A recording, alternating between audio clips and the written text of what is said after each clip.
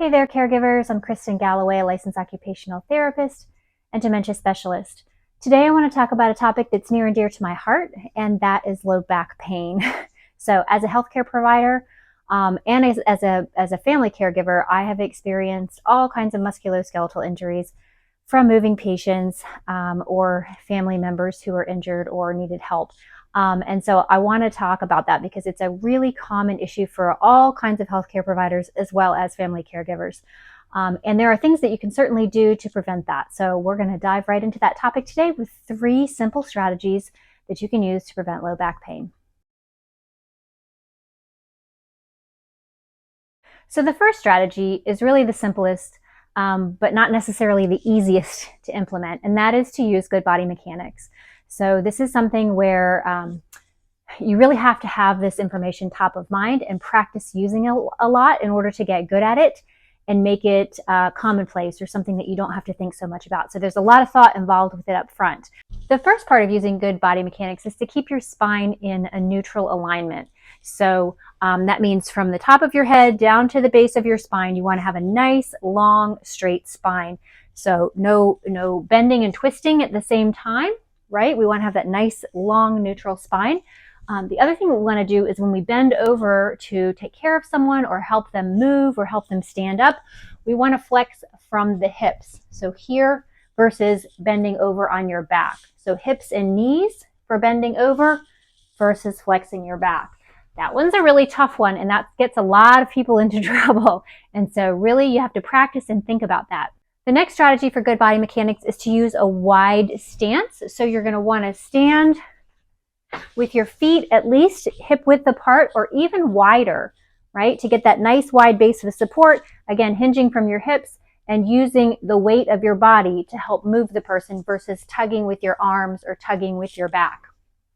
And the last strategy is, of course, to keep the weight, whether that's a person or something that you're picking up like a box, to keep that weight close to your body. So carrying or moving something out here that's heavy is going to be much harder and much more dangerous for your back than pulling it in close to your body. So if you're helping someone to move, really get in there and get close to them, scoop your arms under them and help them to move by hinging from those hips and using your body weight, right? Versus tugging, pulling with your arms, okay? The next strategy is going to be stretch and strengthen. So I know this sounds like adding something else to your daily schedule, but it's really important to keep your muscles at a good resting length. So as caregivers, we work really hard. Our muscles get sore and tired, and they tend to shorten and tighten up in response to all of our duties and responsibilities and all the physical work that we do. And so stretching them out every day is a great way to keep them at an optimal resting length. Muscles need to be at a good resting length in order to work efficiently and to use all of the strength that's available to them.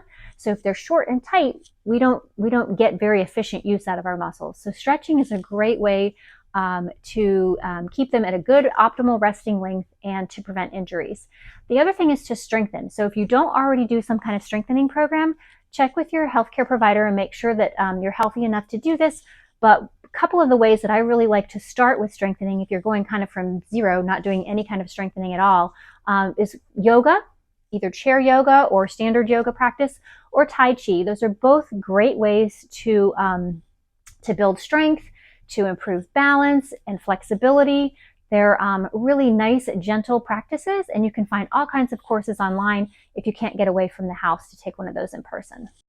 And the last strategy, if you already are suffering some discomfort or pain in your low back, is to use what's called eStim, or a TENS, transcutaneous electrical nerve stimulation. And thanks to my friends at CareX for sending me this unit to demonstrate with. Now, just a word of caution, electrical stim like TENS should never be used with individuals with dementia or any other type of cognitive deficit. It simply isn't safe because oftentimes they can't tell us if the sensation is too intense or if it becomes uncomfortable. So we never ever want to use it with individuals with dementia. But for caregivers, it's amazing. Although there are some other precautions that you need to keep in mind. I will list all of those in the description of this video, and they will also come in the instruction manual with whatever TENS unit you choose to purchase. But there are some other restrictions on who can and can't use these items, so make sure you check that out. This technology has been around for a really long time. It's actually very simple, and you may be familiar with it if you've seen a chiropractor or physical therapist for low back pain in the past. Basically, what the TENS technology does is you place these electrical wires into the unit, attach the wires to these electrodes, and you place the electrodes around the area of pain, and then we run a simple electrical current through those electrodes that stick to your skin. And basically what they do is they provide like kind of a buzzing or tingling sensation, and that sensory sensation kind of jumps ahead of the pain sensation. It gets to your brain first and blocks that pain signal. So while this doesn't correct the underlying problem, of course we want to use our good body mechanics, our stretching and strengthening to correct the underlying problem. But the TENS unit is a nice way to use either in conjunction with over-the-counter pain relievers or by itself to help relieve pain in the moment. I don't recommend wearing this while you're doing caregiving activities. However, it can be a great thing to put on while you're sitting down to have a meal, while you're sitting down to pay bills, or if you just have a few moments to take a break and put your feet up. I highly encourage you to do that, of course, a little bit of self-care. But placing that TENS unit around an area of pain, turning it on to a nice low intensity, and just getting a little bit of pain relief for a few minutes can do wonders to clear your mind and give you just a little bit of a break. So hopefully you found this information helpful. Hopefully you learned something that you can take out and use in your daily caregiving.